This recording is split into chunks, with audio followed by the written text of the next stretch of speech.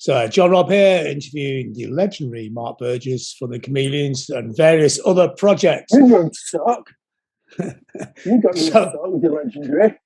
Yeah, but it's not about me, it's about you. We've got this tour coming up together, haven't we, next year? There's always acoustic shows, some other headline shows in between, and a lot of projects. I just want to get my handle on what projects you're actually doing.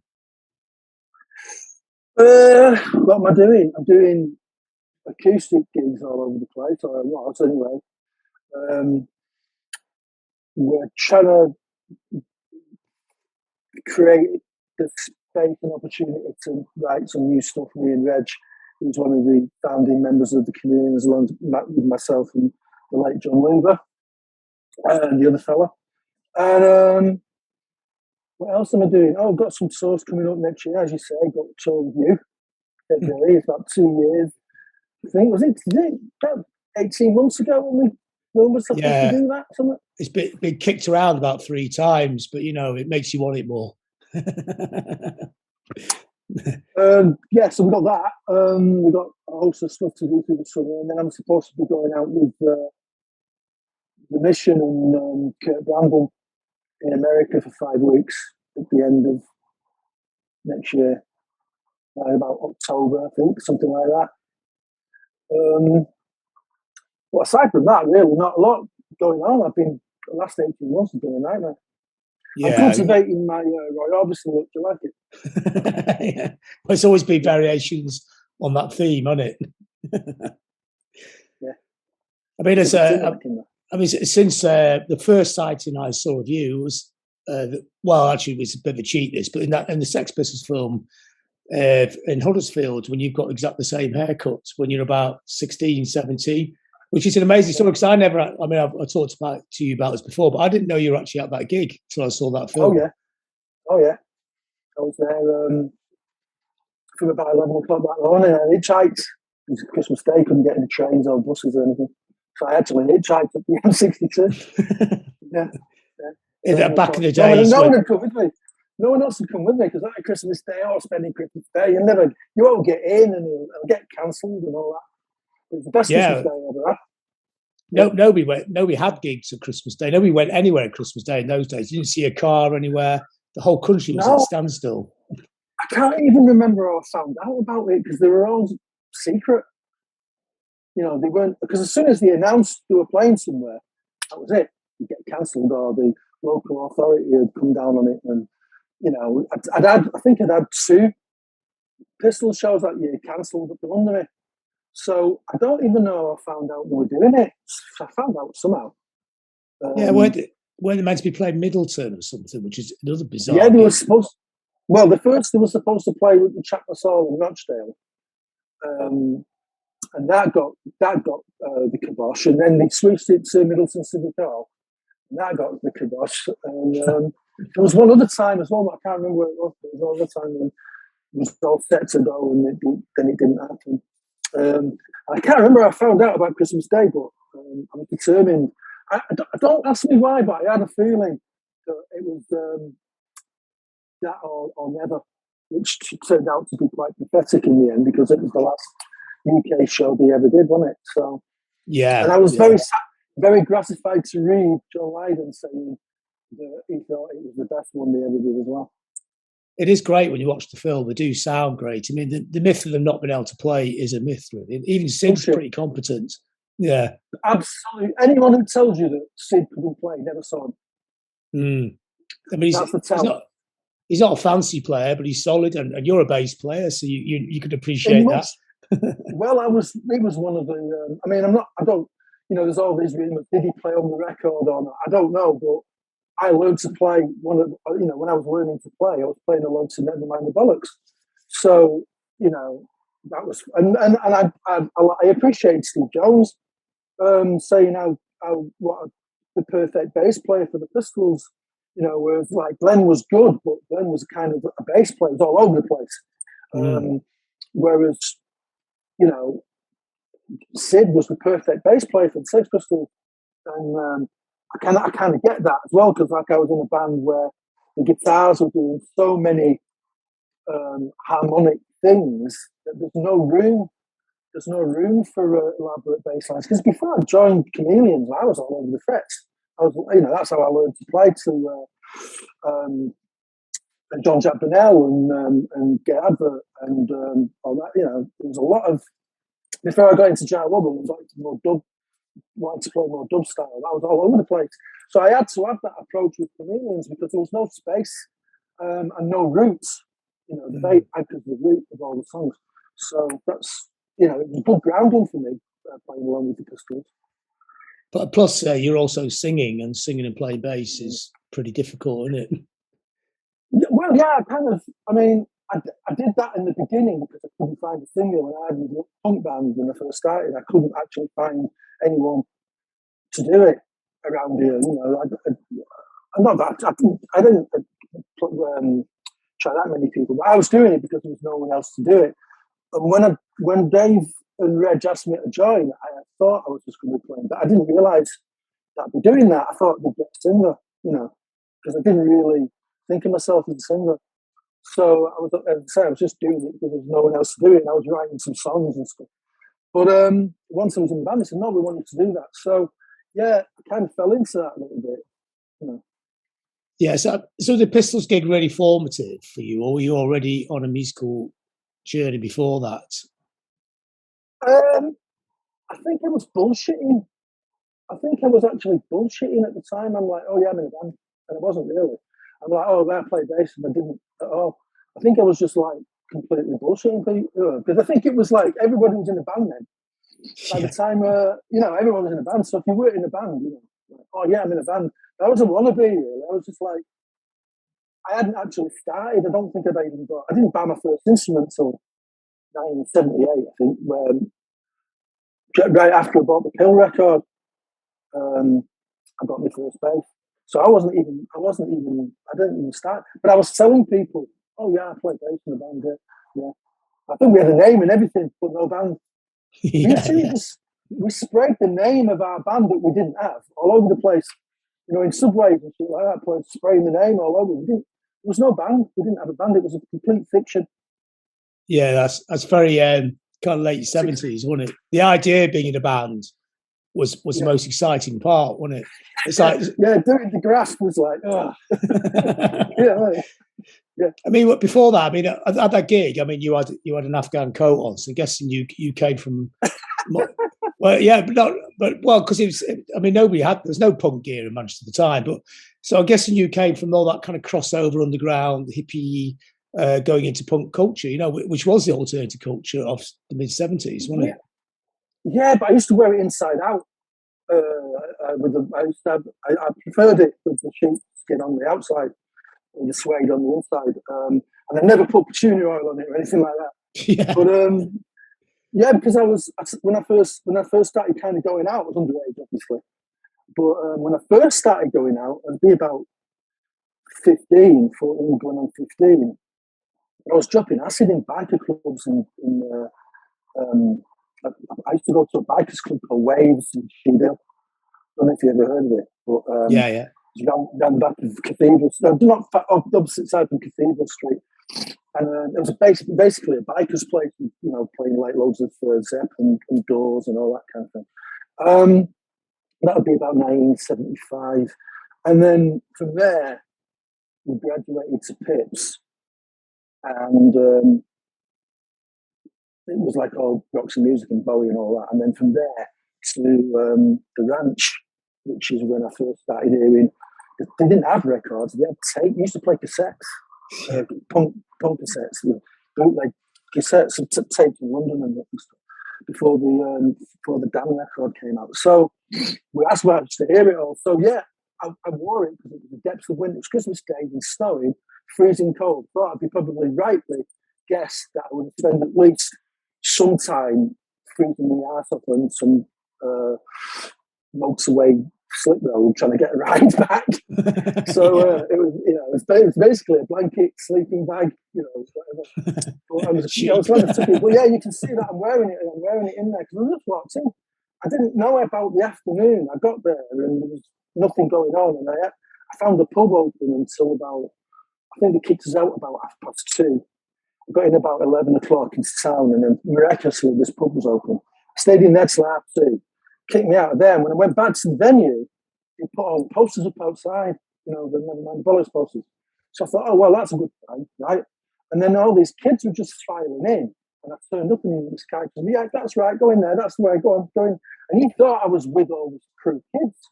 Yeah. And I was a kid, but I mean, these were young kids, these were like 10, 12 years old. And I walk in and they're handing out presents and there's all food on trestle tables and all that. That line set up. And I'm like, I had no idea what was going on. And then the guy who was playing the records went, right, they're here. And I'm like, what? And I went outside and the coach turned up and we all got off it. And they played for all these kids. Virgin Records paid for it. It was like all the firemen were on strike that Christmas. So they threw a party for the kids. And they just assumed that I was with them, man. They were giving me like Christmas presents and mad. And then from there, luckily, because there was the cake incident, right, where there was like a big cake saying Merry Christmas, yeah. Christmas. And John was playing, and he was crawling towards the table, and he dived into the cake. So I just ran forward and grabbed a big dollop of it and started putting it in his head like for a laugh. And all these kids went, oh, that's a great idea. So they all piled forward. So now there's me and all these 12-year-olds just fucking pelting in the cake like this. And he's laughing his head off and everything. And the road manager afterwards, he goes, oh, that was brilliant. We got all that on film. Because I noticed the cameras going in. We got all that on film. So you coming to the show? I said, I haven't got a ticket. He said, don't worry, I'll sort it out. And he did. So that night when we went back we got kicked out eventually, and we went back to the venue in the evening. The lines were around the fucking building, like, and the guy was going, well, if you haven't got a ticket, you listeners. And I just said, well, he put our name down this afternoon, was there this afternoon. He goes, oh yeah, I remember, yeah. And he just took us right in, just walked us in. It was unreal. So I got to see him twice in a day for now. It was great. That was great. Yeah, and I came back with loads of stuff. The guy, I forget his name, the road manager. Boogie. John Tabiri. Yeah. Just gave me loads of shit to take home, and I hid them under a derelict van outside the venue, wheels on it. I just hid everything underneath the derelict van when I got out the gig. And then each night back with the two members of the Hopes, actually. Got them in and out. Okay, yeah. Yes, a few went over. Well, not many, a couple of people from Manchester, yeah. Yeah, that's when I was like, I didn't want to admit I wasn't really in the band, so I was pretending that I was. But they were actually in the band. They were in the Hopes. I remember seeing them a couple of years later at Manchester Music Collective meeting. They were there. The guys. I didn't know that, who's it? Smith's drummer. Oh, Mike Joyce. Yeah, it was. Yeah. I didn't realise he was in that band until he told me years later that he was in the Hopes. I told him that story. I mean, it was a much. It's such different music. Obviously, it's this 40 years ago, and the music scene in Manchester was so different then. And coming out of punk, it was like that, wasn't it? A couple of people here, a couple of people there, not all joined together. I mean, what can you give us a sense of what it's like when starting in bands? Well, I used to see you on Market Street, didn't I? Like with the other guys who'd be working down Market Street, bumping into you. And that's how we used to catch up. I remember it was the same with the Redskins. We used to see the Redskins in the street in Portobello Road or in the street in Manchester when they were coming through. And then you'd catch up on everything. That's like the only networking we used to do, really. I mean, we checked all that out. That we weren't really very sociable in that respect. We didn't hang out with other bands or anything like that. But I'm really. I was disappointed when all that Pistols footage wasn't in the Swindle film because I thought it'd be in and it wasn't. And I just forgot about it. And then when the Filth and the Fury came out, I was actually on the road and with the guys, and our manager came. He says, "Oh, he says, I've got a new DVD for the bus," and he gave it us. And I asked, I said, "Have you watched it?" He said, "Yeah." I said, "There's nothing in there. Is there anything in there where some kids putting cake in, Johnny?" He says, "Yeah, there is." Better than a T-shirt. So the moment, my moment of glory.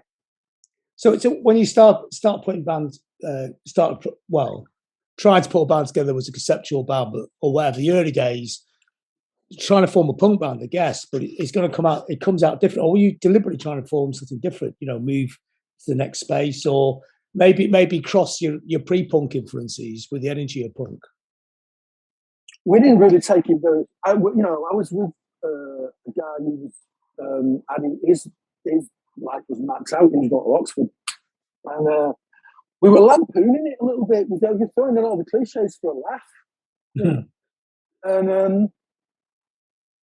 and our mates and everything thought it was really, they actually thought the songs were really good and everything. And we were like looking at each other because we were just like taking the piss out of it, really, a little bit of what it had become by that time.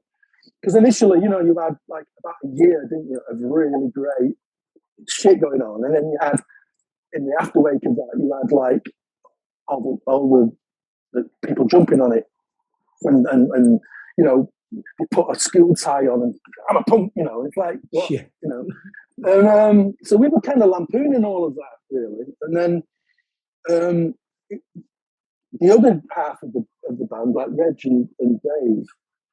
They had a prog rock thing that they'd been like going around the northwestern pubs and all that playing. I say prog rock, but it was kind of like the Who meets, I don't know. It was kind of like very Who and early Stones prog stuff. And they saw me play and wanted me in the band, so that changed the whole direction of what they were doing as well. So we kind of, I came in with a very strong punk attitude. They were more seasoned than I was because they'd been playing for a few years around pubs and everything. So, they were kind of a little bit more experienced. I hadn't a clue what I'm doing. I had to kind of learn on the fly, because I'd never given them anything. So what was your punk attitude? I mean, because everyone's got their own personal take on it. So what were you bringing in to the band that was a punk attitude? I think it was just like, I wasn't career motivated. I wasn't trying to get anywhere. I wasn't in it. I'd like to make a record just for the experience of making a record, not to get on to get on or make it or anything like that. I wasn't really bothered by all. I was just in it for the crack, really. I was just like, let's see, hey, we're just having a good time with some people that I actually like hanging out with, taking loads of drugs and just fooling around and make the money where you can, but try and avoid a job at all costs. And it was like, it was that kind of shit, really. I just like bumming around in college and that, and I had no interest in putting any kind of foundation of a life down. I was just speeding my tits off, having a good time, and the people, there's a ringtone there. And I had that attitude of really, I didn't give a fuck about anything. I didn't give a fuck about money. I didn't give a toss about the future. I didn't care whether we made it or not. I didn't take anything seriously. I think getting on Peel was a big deal, obviously.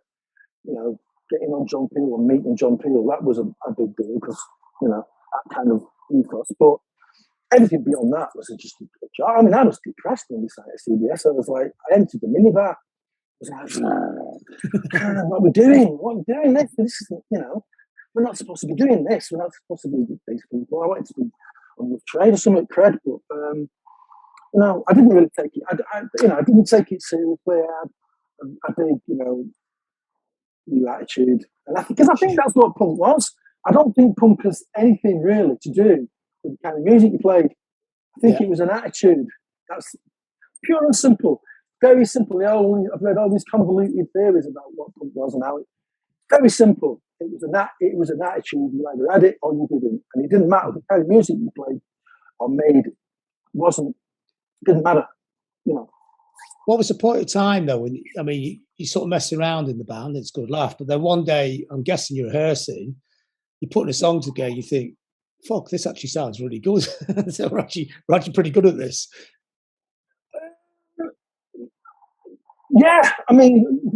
But we're pleasing ourselves. We weren't really bothered about pleasing anyone else outside of ourselves. So when we got something good going like that, we were like, wow, I don't think it was, the potential of that didn't hit us until we were already signed, because it wasn't until we went in with Lillywhite and Made in Shreds that we just went, okay, all right, this is a different level. Because I think that's my personal favourite Chameleons record that they ever made. I think, it's a remarkable song. It stands decades later. It still sends a shiver down your spine. Yeah. Well, because it is very punk, right?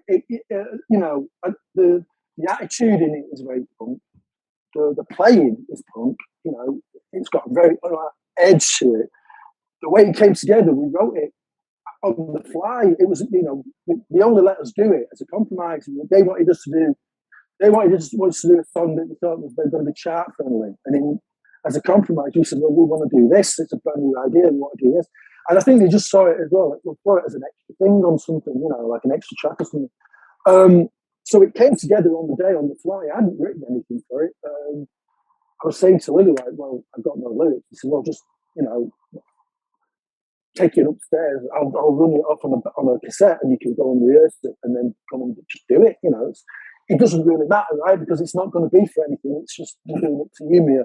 So I'm like, okay. And, turned in what I personally thought was like the best performance I've ever given for the group. So, and then of course, Sony Walkmans are a new thing, right? They're a brand new thing. Got one for Christmas because we just signed the CBS and had a bit of money. Went in and bought a Sony Walkman, the first Sony Walkman. Listened to it on that, right? And we're like, oh my God. I remember going out to a mate's flat where Dave was there, and I said, I've just bought this, check this out. And then put the cassette of the rough mix on it, and we're looking at it, and it's just like, oh my God, this is it. This is the record we want to put out. So we had to fight for that then, because obviously it wasn't exactly what Epic had in mind. So, but yeah, that was. What did Epic have in mind? What did they think they'd signed then? Just a northern new wave band? Yeah, well, no, they thought they'd signed something that was going to rival U2. Mm-hmm. Some stadium band with, but with a faster hit, because it took them a while, didn't it? But that wasn't the offshoot they was giving us in the beginning. They was giving us, we're going to let you develop over 2 or 3, maybe a couple of albums the way that you did with, because the lady that signed us to CBS, Annie Roseby, had signed U2 to Ireland. So that was what she was giving us. We're going to develop you in much the same way, which suited us, to let us find our way a little bit and get our style down and get some experience, because we had no experience.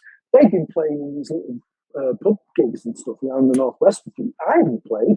John certainly hadn't really done much, but I'd only ever played twice in my life in front of people, I think, or 2 or 3 times in my life when we signed to Epic. So, and then suddenly we're on, we've got Wasted Talent, who were the agents for like Killing Joke and U2 and, all the big hitters.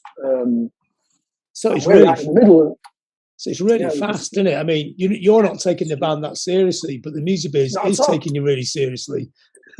Yes, suddenly I'm like, how did this happen? And I'm thinking, where's the story, right? Because I'd read a few biographies in my time, growing up with T-Rex and Bowie and all that. And I'm like, where's the story? Because there's usually a story, right? You go through 10 years of whatever, or 5 years or 7 years of crap, and then you get your break, right? And you've got all the stories to tell.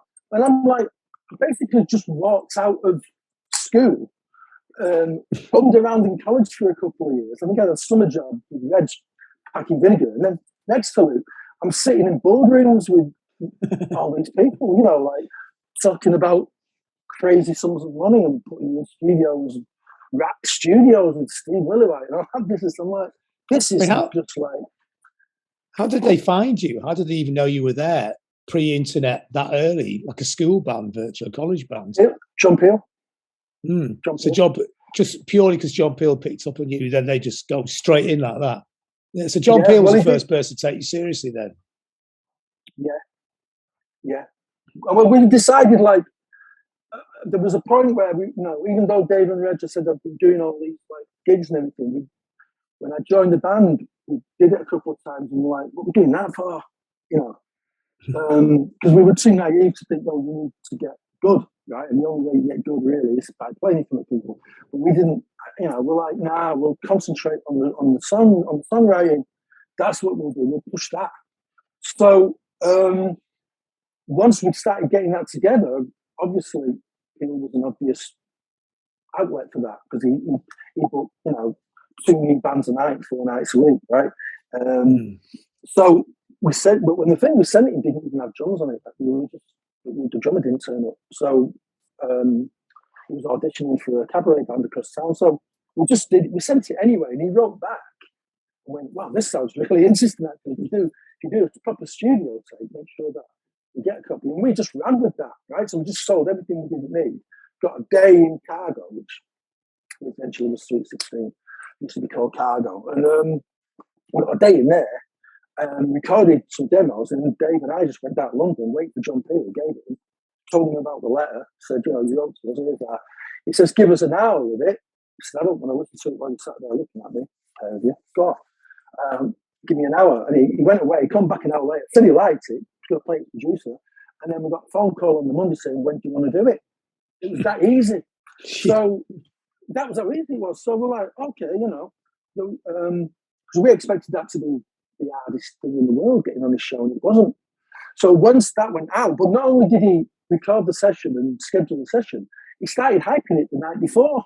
Because we used to go around to all his flat and listen to Peel routinely.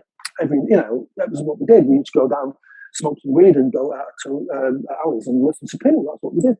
And we was there on Thursday night, I think it was, on the Wednesday night rather. And he's hyping us. He's going, don't miss this band tomorrow night that I've got here. This isn't, like, we didn't realise he was talking about us. We were thinking, that sounds good, doesn't it? And he was actually hyping our session. So that didn't hurt, right?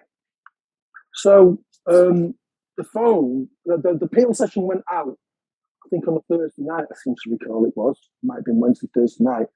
And the next day, the phone started going, and my life changed forever overnight. Just on the back of that. Really was managers, on the Tones manager ringing me up. We had Dave Betteridge ringing me up, who ended up, I can't remember what he ended up doing, but he just left Island Records. They built Island Records with Chris Pye. We had, Virgin coming up to see us. The only show we had with the Derby Hall, coming all the way north, and then wanting to sign us after the gig in the dressing room. Like, whoa, just completely changed. And we weren't prepared for it. We had no manager or anything like that. So we weren't ready for it. That's what I was thinking. I mean, even though it's complete brilliance and it is the dream, but in a way, do you think the fault lines that eventually make it difficult to be the Chameleons are already forged by the sudden success? You hadn't even worked out who does what in the band, I would guess, at this point, had you? Right. We had no management. We hadn't thought about management. We didn't know what publishing even was. We didn't even know what it was. What is publishing? We were clueless. And made for an interesting book later in life, but at the time it was like, oh man, we just that's the reason why we blew it, really, because we didn't have anyone with a level head.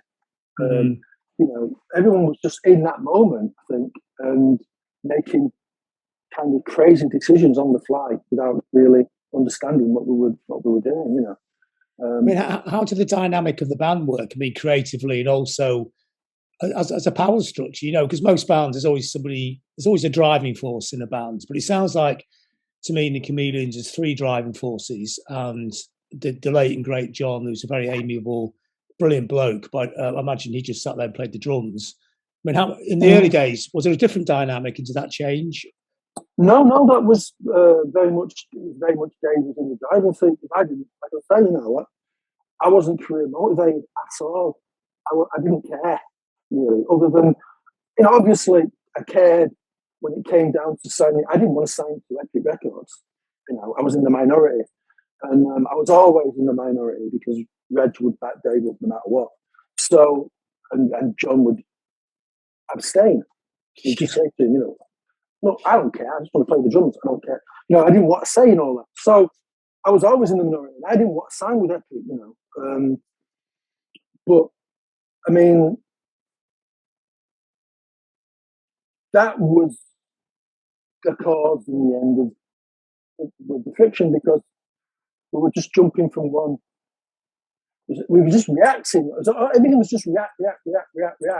And bad decisions were being made. And I'm like thinking, I'm devoting the best years of my 20s to this thing. And I'm just really just going along. How long can you just go along with something, that you think is not the right thing to be doing? And, and then David made a big thing about how Gedgy did it, because we went to school with Dave Gedgy. He was at our school as well, and he knew really well.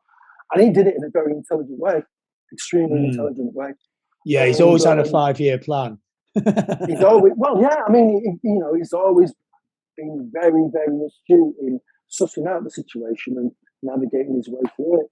And that's how I wanted us to be a little bit in the end. I'm like, can we just stop just knee-jerk reacting to everything that comes along and try and take stock and believe in ourselves a little bit, and we don't have to grab the first thing that comes up, like we can swim, we don't need to grab the plank of wood, you know what I mean?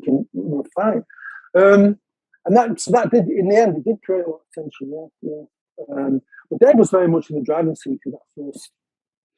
And creatively, would that work the same as well, or is creatively a different sort of setup?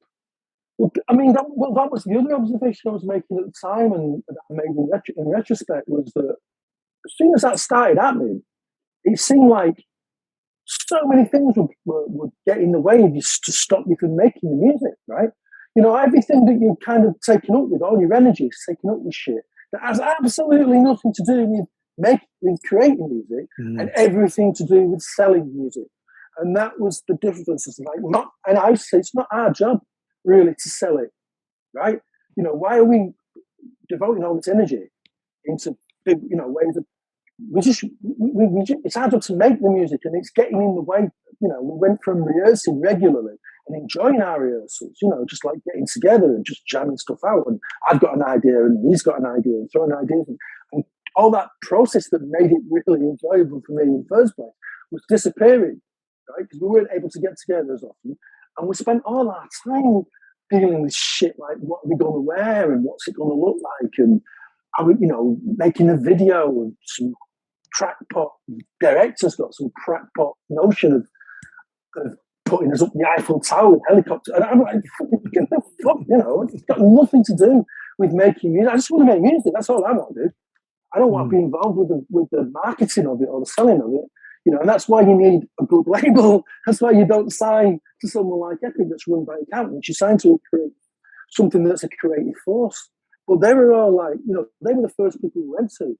And Cherry Red and Rough Trade were all going like, oh, you've got a stadium sound. You need to be on a bigger label. Well, I'm going, why? If you think that we're geared to a bigger label, why wouldn't you want us? You know what I mean? Because if we're making money for anyone, why don't you want us making money for you? Why do you want us making money for them? So it just didn't none of that made any sense to me at all. So I just think we shot ourselves in the foot from the get-go, really. We should have just done it ourselves. We should have just gone out, borrowed the money, like Buzzcocks did, and just done it ourselves to start with.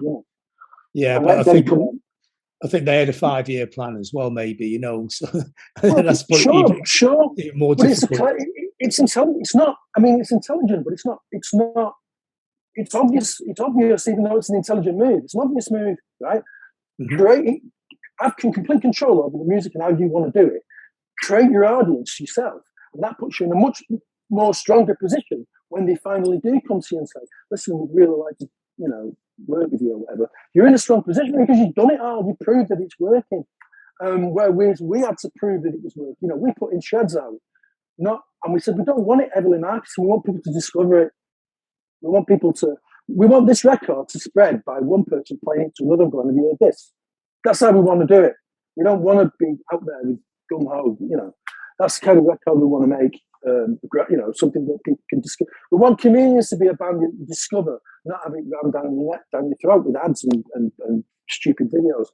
So trying to make that work, and it did work for us, obviously, because here we are, still talking about it 40 years later, and I'm still getting paid to go and play it. So it did work. But trying to prove that it works before, from the inside, from inside a corporation, it's impossible. If we'd had that control ourselves and demonstrated that it works, we'd have been in a lot stronger position. And that's why I think, eventually, I think, Tom Zutaut at Geffen, when we signed to Geffen, he recognised that a little bit. He recognised that you could do that. You could be on the label and let the commercial acts make all the money, so you can sign quality stuff like Chameleons, XTC, whatever, Banshees, that's how we operated. So, I would, in retrospect, I wish we'd gone. I wish we'd talked to Gedge first before we'd done anything. He had it completely. Yeah, man, he had it completely sucked.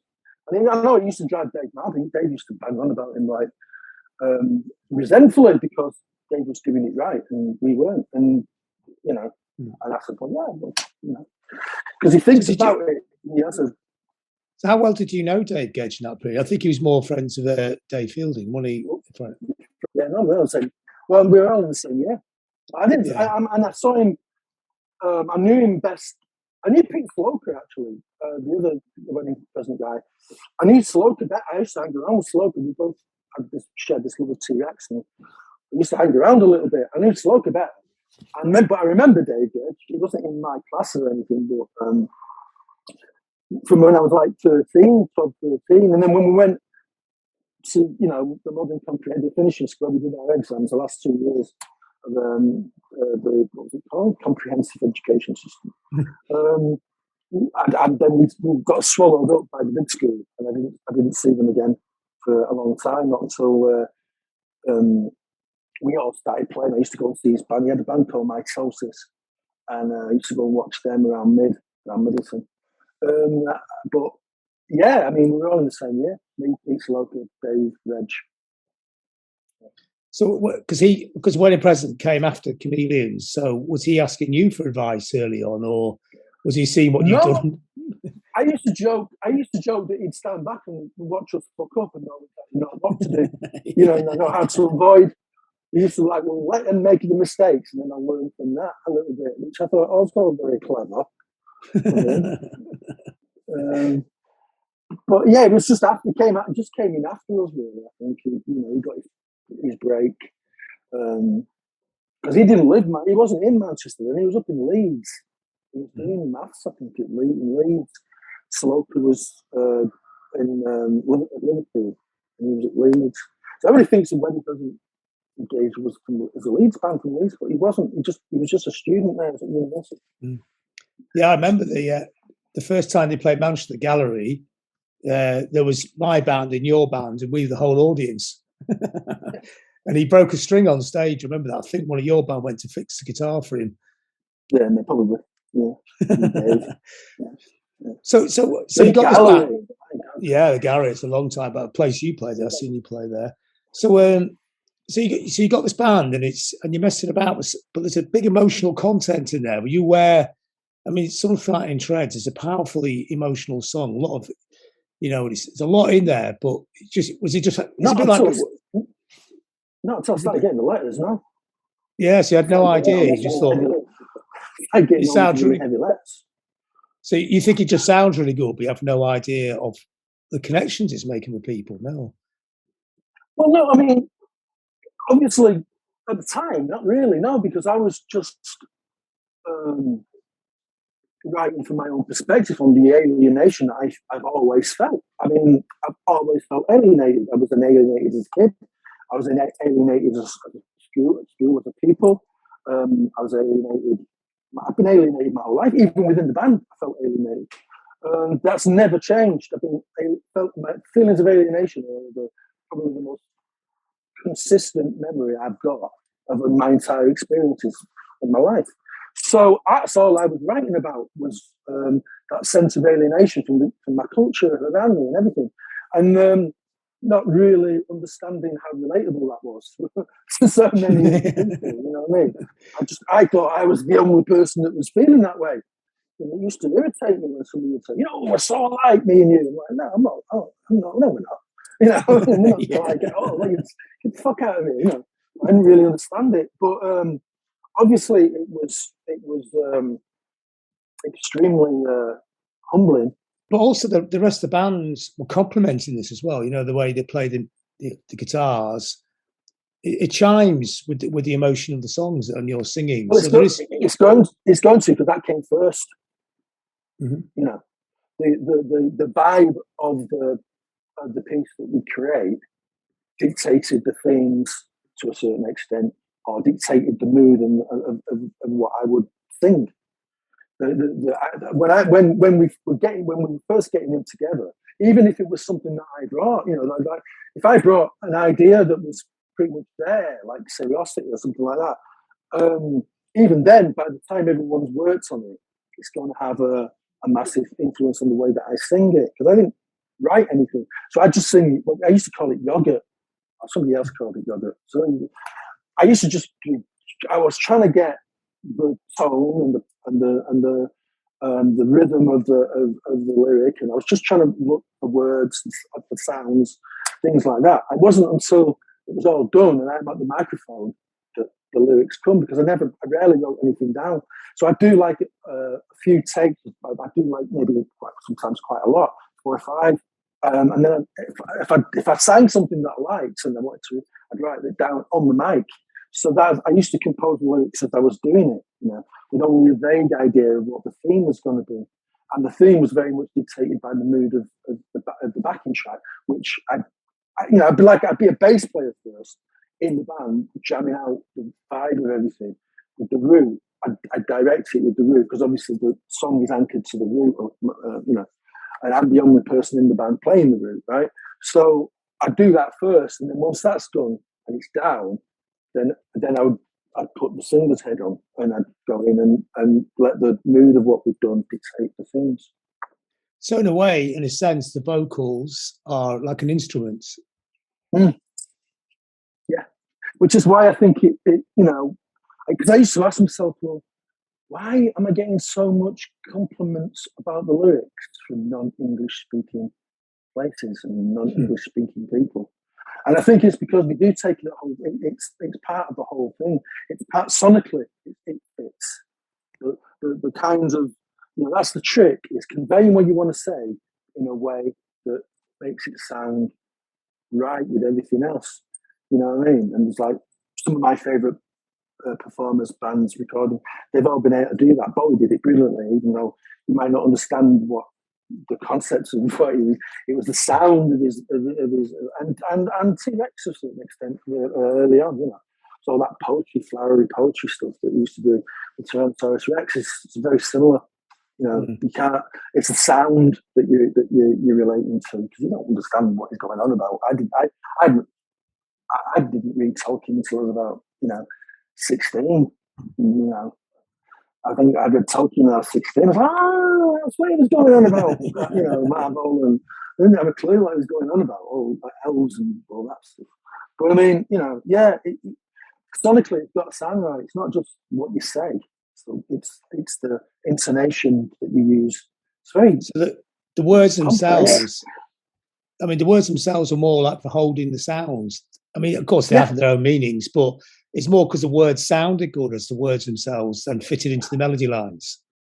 Well, because you'd have the sounds, you'd have vowel sounds that you wanted to retain, so that but it seemed to happen quite naturally for me. It was like in rehearsal, I'd have a kind of, I knew exactly kind of what I wanted the vocals to do and how they wanted them to sound, and then.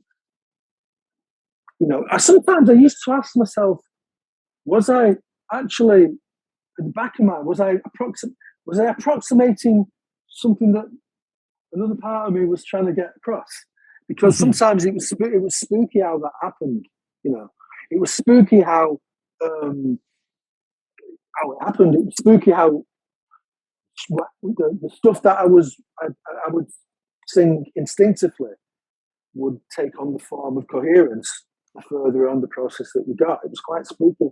How I know there's a lot of vocalists who believe that they're channeling something. They're channeling, they're fishing in the sea of subconscious. David Lynch talks about it, doesn't he? He talks about. He says like his ideas are like fishing. Goes to fishing with him, and he hooks ideas out of wherever. that's going on inside him somewhere, and hopefully.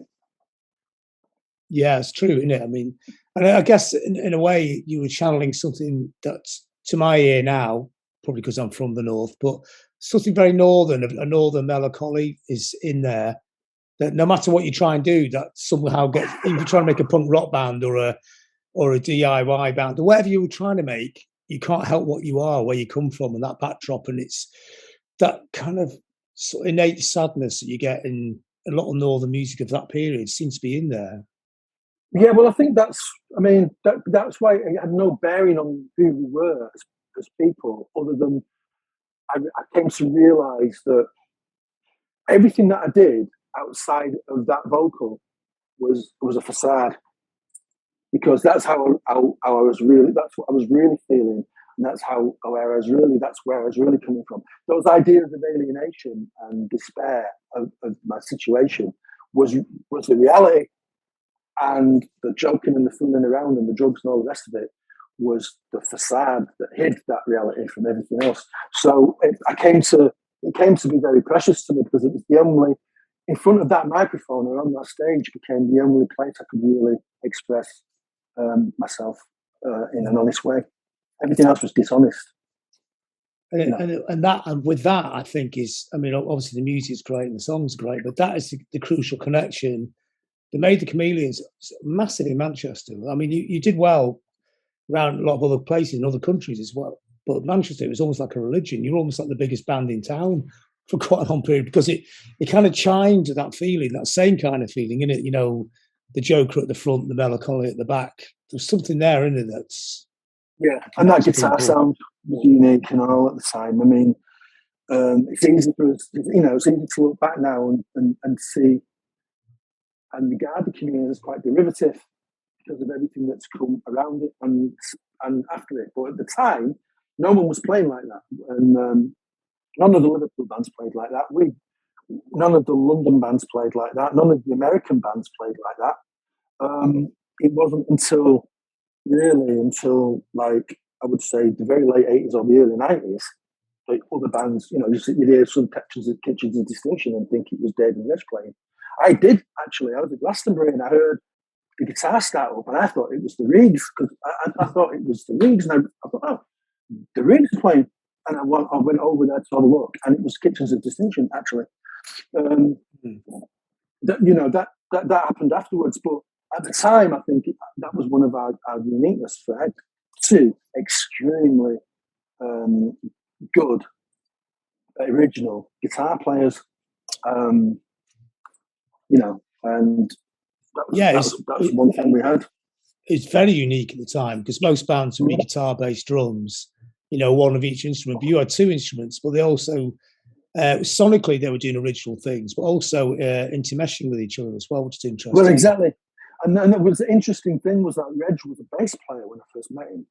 Not when I first met him, because I've known him since I was 6. But I mean, when I first saw him playing in band, he was playing bass. When I said about they were playing the Northwest and all that, he was playing bass, and that's what confused me. And they said, "Well, no, you're going bass, and Reg is going to go on guitar." And I spoke, in the time that I spoke to him, I'm just saying, "Well, that was a great transition," And he said, "Well, I just carried it over."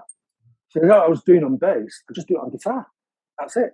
So they'd been playing together for so long that the way they played together was great. The way they meshed together was really great. And once he got onto guitar, it's the final piece of the jigsaw, because he played the same way as he played. Because Reg was an incredible bass player. And his sense of timing was absolutely brilliant. He's a miles better bass player than me. Absolutely, 100%. Still is, probably. But once you got those two on guitars doing it, what they were doing pretty much, in their first band. And I came into bass along to the root, and then I had to kind of like, my role was like, okay, well, now I have to arrange. This has to be a song, right? It's got to have a theme. It's got to have a melody. It's got to have a chorus. It's got to have a beginning and a middle and an end. And that was what I brought to it. I would say 95% was like taking those ideas that we jam, and then we create a song from it, and I direct it with the vocal. I would direct it with the root and the vocals, and things would just spontaneously happen around it. So it was, it's a complete combination. And each element is, take any one element away from that, it ain't Chameleons anymore. So in effect, it's almost like you got two basses and one guitar. Pretty much. Yeah, if you listen to it's not quite because obviously, it does make the transition to guitar, but there are a lot of things. He's very melodic, and he was a very melodic bass player. A lot of his bass player lines were very melodic and weren't necessarily doing the function that a bass would do, which made their first band very interesting, right? And that's what made it different. It was the playing. That's what impressed me when I watched them. Even though I'd known from school, I didn't see him play until about 1970. I want to say 77, about 1977, 78, something like that. That's when I first saw them play. So I was blown away but not by what they were doing. What they were writing was ass. I mean, what they were writing was embarrassing. But the way they played and the inherent attitude in the playing and the way that they played together was like, that's what got my attention. Yeah, man, they're really good. Dave himself was pretty groundbreaking in what he was doing with his guitars, wasn't he? With the effects he was using, pretty pioneering. Yeah, well, the Edge pioneered that, to be quite honest with you. I mean, if you listen, but he created his own space out of it, didn't he? Yeah, but if you listen to our first Pill session, you lay it off flange, and then we worked with Steve Lillywhite, and he's got a 501 chorus echo. But what Dave does with it is unique to him, and he developed a style that was very unique to him. But we were very much inspired by Lillywhite's production of U2 for sure, absolutely 100%. Dave was playing that first album, Boy, is it called? Yeah. Constantly. And when we got to see him close up at a very early point, I think I'm not sure if October was out. Might have been. I think it was actually. And we played with them at Sheffield Lyceum. So I think it was only the third gig we ever did before we ever did something. And we played with them at Sheffield Lyceum, and we got to hear it and see it close up. And that was very, very interesting. So I mean, that's where because before then he didn't really. He was messing around with a Wen copycat and a flanger. You know what I mean? And then it kind of upped the ante once we discovered the Roland 501. It upped the ante, and that's how he developed his sound around that. So that made a big difference. Yeah. Reg never used anything. I mean, I don't ever recall him, apart from maybe a little pedal graphic. He did it all. All his dynamics were in his hands. The way he played. It's just didn't care what he played through or what he played. Didn't matter what the guitar was, what the amp was. He'd always get a sound. It was great. Very underrated guitar player to me. So you got this thing now. It's got its own sound. It's a very quick start. You just a few gigs in, big labels behind you. It feels like it's the next band to break out really big, but it sort of goes halfway. You end up being a really big cult band, and you can't quite get to that. Well, obviously, when I talk about in terms of U2, that level. So did it seem like it was a shoo-in to go that big, or was it everything just a surprise as it went along? There was always the potential, but I think it's difficult to know how to answer that question without. Let's just say that we had a habit of pulling the rug out from under ourselves, and I think the reason for that was not from me, I hasten to add, but there was from certain elements a little bit of fear associated with that level of attention. I think I didn't understand it at the time, but I came to understand it looking back. That we had a situation where they were very afraid that would happen because they didn't want their lives to change or too much. They didn't want that change, that inevitable change that comes with a big successful thing, and so it was all self-sabotage the whole time, and that's in the end why John bailed, because John was the first to bail on the Chameleons. It wasn't. Everyone says it was me. It wasn't actually. It was John. John bailed first. It's just that he'd done it a couple of times previously, and I think it was a cry wolf situation. I don't think Dave took it very seriously after that. But I remember saying to him, "Well, John's left," and he's like, Didn't take it very seriously, but then about 3 weeks later, I decided that I'd had enough as well. But that was because we were like, I'm thinking, it's always going to be the same. We're always going to be self-sabotaging everything. It's like, no matter how much work you put into something or how much, backing you get, or how much things like, looking rosy and looking optimistic. It's always going to be self-sabotage because he's frightened. He's frightened of what that would mean to his. Which is fair enough, I mean, it's like, I think you can have it, but I don't think necessarily that needs to be true. Do you know what I mean? I think you can navigate those. I think Mark Smith navigated those waters very well, where he had complete control, complete artistic control of what he was doing. It was, he had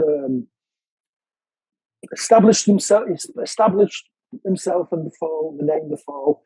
He was constantly evolving in order to achieve that, but he did it on his own terms, and I think it was possible to do that. But not with Chameleons, it was a little bit different because our appeal was much.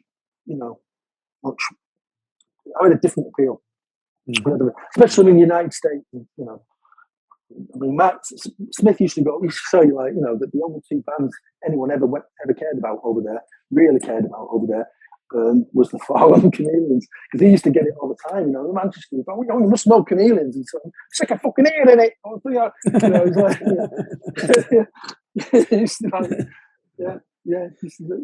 fucking say it's all I fucking hear when I go over there. So yeah. So was it a sense of just turning down tours, or was that the self-sabotage? Was it not? I mean, because you have to tour a lot, especially in that time, to break a band. Would that be the kind of thing that be going on? The whole band didn't want to do the big tours, the grafts. No, I don't think so. No, it was.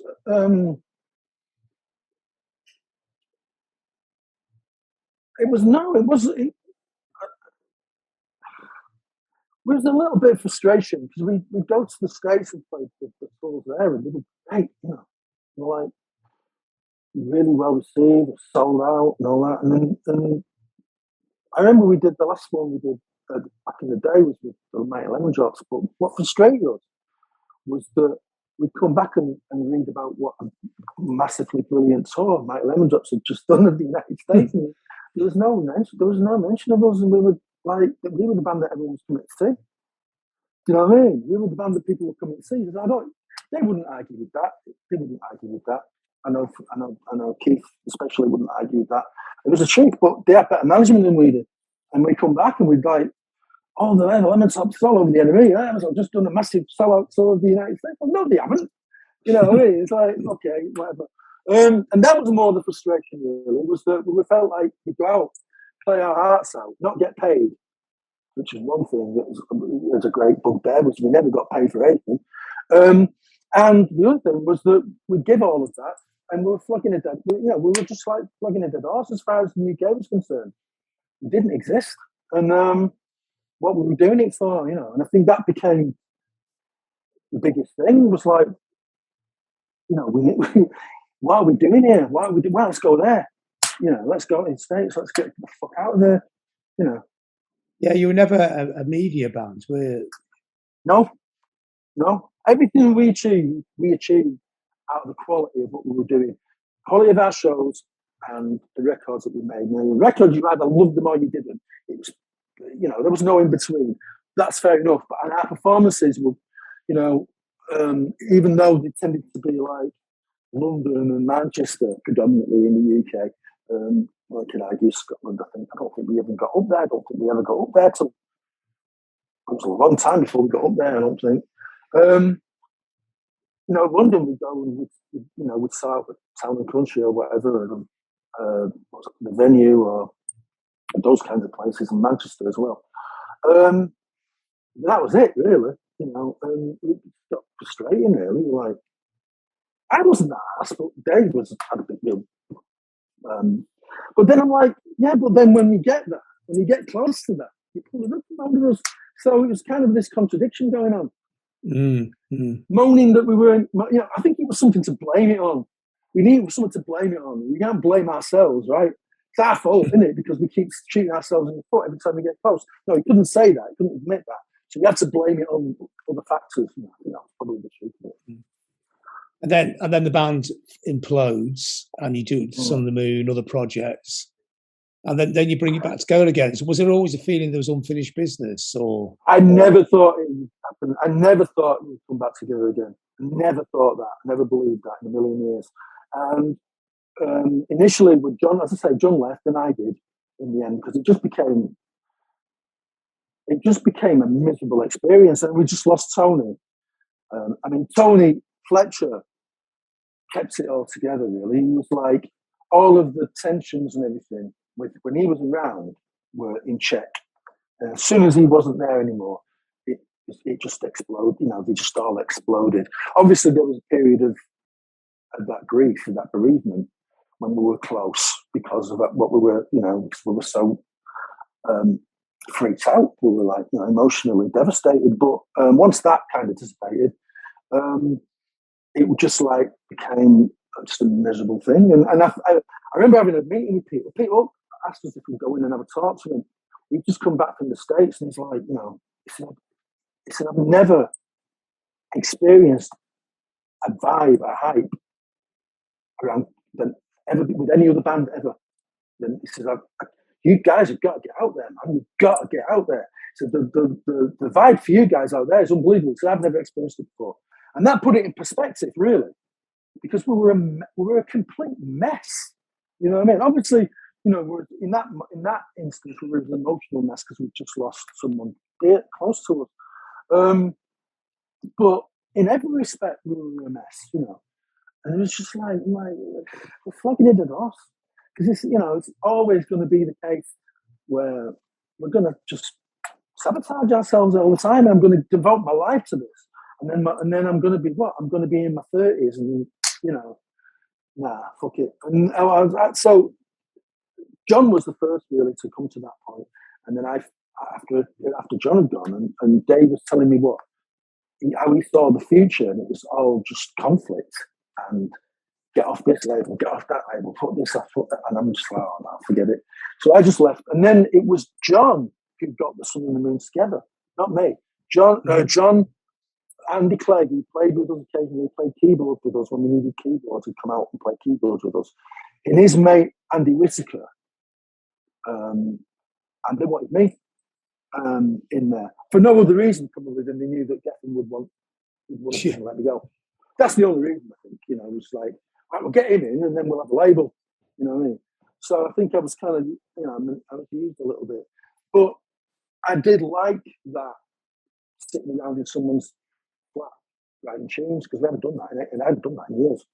You know, just sitting around with a few mates with the guitars, just working tunes out in someone's front room. I hadn't done that in ages. So that's how the Sun and the Moon came together. Really. Was it quite a different dynamic then? Was it actually songwriting instead of making songs out of sort of intricate, fascinating jams? This is writing songs from scratch. Yeah, it said to me like, "Have you got anything?" I go, "Yeah, I've got this and this, but I haven't got a bridge." And they go, "Oh, we've got a bridge," and they, you know, that's how it works. True, proper collaboration. Yeah. And then after that, the band comes back together again. That was very unlikely, wasn't it? I didn't think that was going to happen in a million years, man. I just got asked if I'd have a meeting with Dave Fielding, and we'd been at each other's, you know, I mean, I'd had some serious shit to deal with this guy, and I was like, you know, and then suddenly, I have a meeting with him. So the guy who was looking after me at the time, oh no, he wasn't looking after me at the time, but he used to be the Sun and the Moon manager, but he was a really good friend of mine, very level-headed guy called Robb Brown. He calls me and said, like, Dave wants a meeting, and I'm like, and we met him in a pub, and I couldn't actually believe what I was listening to. I'm like, where's this come from? You know. And afterwards, I'm walking out, and I said to him, "Did I just hear him say what I think? What did he just say? What I think he said? Did he say he wants to get the Chameleons back together?" And Rob's going, "Yeah, that's pretty much what he said." I'm like, okay, now, you know, that's completely out of the blue. So I had to think long and hard about that. I was working at City at the time. In fact, I was working at Manchester City, because I remember going around to Dave's house, and Dave wasn't there, and his girlfriend wouldn't answer the door because she thought I was playing close. She thought I was CID, because I had my hair groomed, and I was wearing a Crombie coat, and I was got out of this big, I was driving a really nice car and all that business. And I had a good job. I was assistant ticket office manager. Oh no, I wasn't. I was working. I had my own office in the ticket office in Manchester City Football Club at Maynard. So I was doing quite well. And I went down there with some pizza. I know. She wouldn't answer the door, and I was walking away. She was Mark. I thought you was the screw. I thought you was the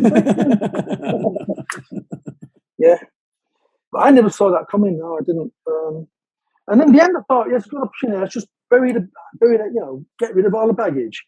Forget all of it. It doesn't matter anymore. It's a long time ago. I grew up with these guys. We're mates, right? Stupid. Absolutely stupid. Just, naive. No, it has to be. For a while. It's good to do it, isn't it? Because it made us work. But I guess initially it was okay. Then it's just people don't change. Nobody changes, do they? So no. And I mean, the mini job was really nice because we never got paid for anything back in the day. Not got paid for anything ever. Nothing. Not records. Not performances. Nothing. Right? We were completely screwed. So suddenly to come back to find we're more popular than we ever were in a place where now we're actually getting paid for what we did was very, very nice. Well, that became the most overriding thing, which disappointed me really because I thought we'd left a legacy that was better than that. And I'm like, and in the end, we were kind of doing stuff just for the bread. And I'm like, well, if we were going to do this, why didn't we do it back then? Why did we stick to our guns so solidly back then? Why did we wait until now to have this attitude? I thought we were better than this. So it didn't really, it was kind of tarnished, a little bit. Until the point when, the point came and I thought, you know what? Fuck it, they're going to pay. I'll play this music as long as they're going to pay me to play it. Mm. And then inevitably that unravelled again. And for that reason, I think. Got just come like, I don't want to be doing this. You know what I mean? I don't really want to be doing this. I don't.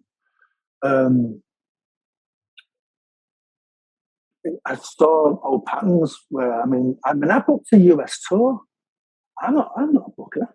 I never booked.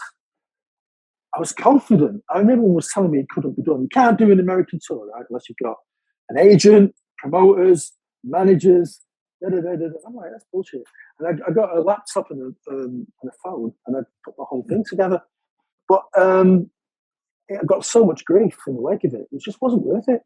Just like, you know what? I don't need this kind of shit. I don't need it. I don't need it. If it's not fun and it's not enjoyable, then I'd rather be doing something else. Which is what you did, isn't it? Yeah, it's not changed from day one. It's like, if I'm going to devote myself to this instead of getting a nice job that's going to get me a decent standard of living, and if I'm going to forgo all that as a punk, right, and do this, then the very least I want is an enjoyable experience. I want to be able to trust the people that are around me. I want it all to be like, look out and have each other's backs. And that's the secret of the UK. They've always had each other's, they've been tight. I'm sure they have bust-ups and arguments just like everybody else. But they're tight. Do you know what I mean? They're like, they navigated themselves through all of that and remained tight with each other, friends, right? And that was always the most important thing. And it was the one thing that I realised never existed. It was an illusion. I was alienated as a kid. I was alienated in the band. I was alienated the whole time. I was just like, in the end, you just think, well, I'll just, what is that so bad? Is that a bad thing? When you look around at the culture that you're living in and you see the general state of it and the way people are driving it, is it a bad thing to be alienated from that? I don't think it is. So I'm like, you know what? I'm happy to be an alien. Fine. That's what I'll do. So in a way, you went solo. You did a lot of acoustic shows. Then only because people invited me to do it. It wasn't a plan. So can when I first left the band, I wanted to perform, didn't have a band. So what choice have you got? Did it because I had no choice, because I wanted to play, and there was no choice really. You have to play acoustic or that. I didn't have a band, right? So, and then I actually started to enjoy it for what it was. You know, it was a very different. I love doing it now. You know, I mean, I don't enjoy doing it solely on my own, because that's not what I got into music to do. I didn't get into music to play music by myself. But I do it now with one of the guys from the band, Stephen, and he'll play his effects guitar, and I'll just do the root on the acoustic, and I really enjoy it. Completely different vibe. You know, I enjoy doing it. But then also the band came back together in a different form, didn't it? From this, was that because you got offers, or just because? No, I wasn't plan. That just was very organic. I was going to America to basically what I thought I was going to be doing was busking, right? I just wanted that experience of putting the guitar on my back, getting on the bus, because I've been when I play in America, you know, it's one night here, yourself, you know. You go in there, you don't see anything, you don't really get to experience much outside of that environment, that bubble that you're in. From one place to another, you don't really get to see that much. And I wanted to spend some time doing that. I wanted to spend a few months just bumming around. And I thought, well, I'll take my guitar with me, and if I could pick up a few acoustic set here and there, that'll pay me way. And getting over there was horrendously expensive. And John had a band at the time. He was playing with a band called Bush Heart. I think we're calling themselves John Lever's Second Skin. And he said, well, do a gig with us at the what's that venue called? In Manchester. Roadhouse. Okay, yeah. The Roadhouse. I'm getting old.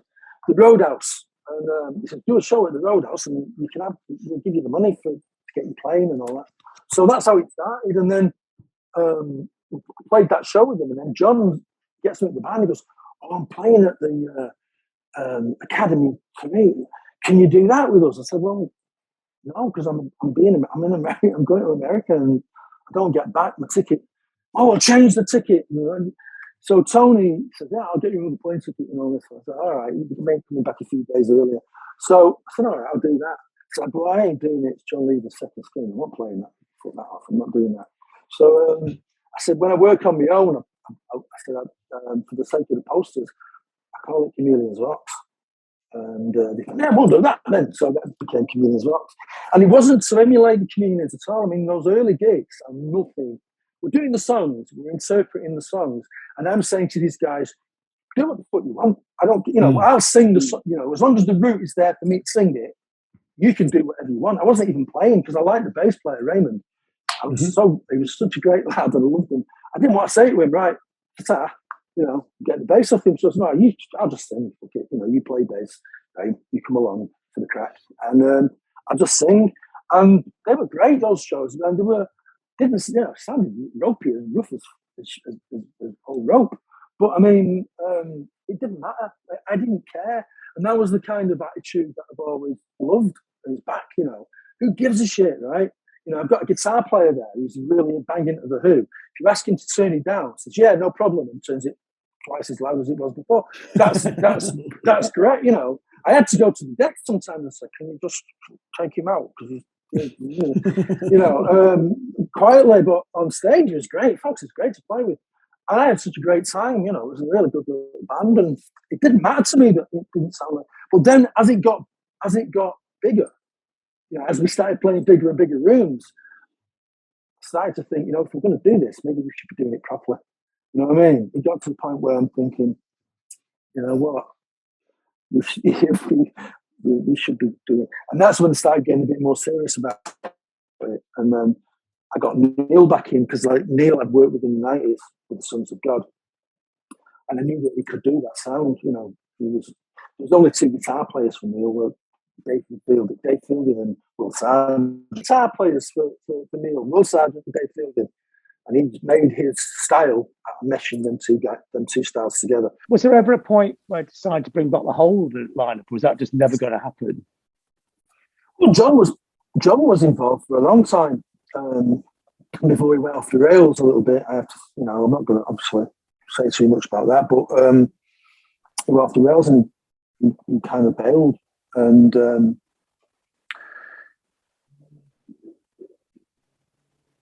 was never a time I would never work with Dave again, because it's just the man's just so. No, I mean, we just, it's chalk, it's chalk and cheese, so that'll just never work. But having Reg come back was great. I mean, that 95% of the stuff that people bang on about with Chameleons started with me and Reg. 95% of it. So that was great. I mean, Reg's back in. I've known Reg's longest. I mean, he's the oldest friend. We've been friends for over 40 years. Nearly 50 years, actually. 50 years I've known him. 50. It's unbelievable. So that's obviously nice. And that's why I dropped the box, because I thought, well, we'll just call us, we're not the Chameleons, but we are Chameleons. Me and Reg are Chameleons. So it didn't feel right. Chameleons Vox, because Chameleons Vox is the voice of the Chameleons. That was just supposed to be me, really. But with Reg back in the band, it changed the dynamic a little bit. So, and it's better on the posters as well. Gets more people in. Yeah, that's you're going to put it on anyway, aren't they? They're going to ex-Chameleons. That was smashed all over everything. Yeah, Chameleons as the ex-Chameleons. Yeah. So, I mean, where do you take this then? Is this going to be something that becomes a full-on thing, or is it? I've gone right back to back to that old time-honored attitude of just not giving a shit. We obviously want to make a new record together just because we want to make a new record. I want to do something new with Reg and see what it's like and what it turns out like and that. But it's not going to be Chameleons material. It can't be. It can't be. One part of the Chameleons is sadly no longer with us, and the other part is just permanently estranged.